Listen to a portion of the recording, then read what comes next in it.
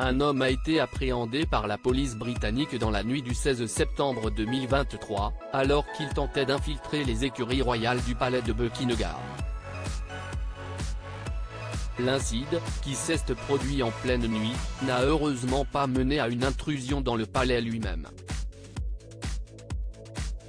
Une nuit ordinaire s'est transformée en une course contre la montre pour les forces de sécurité près du palais de Buckingham.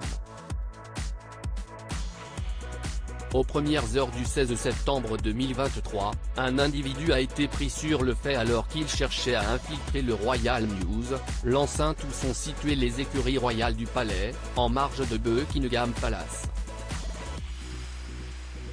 C'est vers 1h25 du matin qu'il a été pris en train d'escalader un mur de ces écuries. Un communiqué de la police britannique a précisé qu'à aucun moment, l'homme n'est entré dans le palais de Buckingham ou dans les jardins du palais, puisqu'il a été interpellé avant. Bien que le palais de Buckingham ne soit pas la résidence actuelle de Charles III, il a choisi de rester à Clarence House.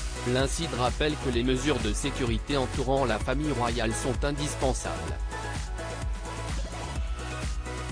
En effet, ce n'est pas la première fois qu'une telle situation se produit. La sécurité de la famille royale en question. La sécurité du palais a déjà été mise à rude épreuve dans un épisode survenu en 1982.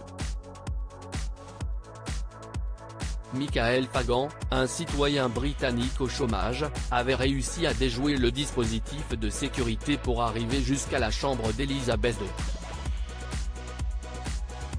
Il s'était même retrouvé au pied du lit de la reine.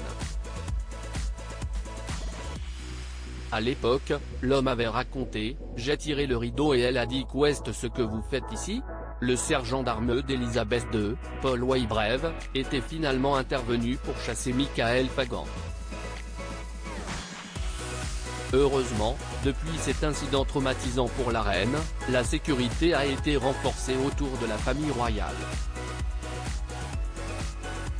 Malgré cette intrusion, les plans de Charles III et de son épouse, Camilla, restent inchangés. Ils se rendront en France pour une visite officielle du 20 au 22 septembre 2023, où ils seront accueillis par Elisabeth Borne.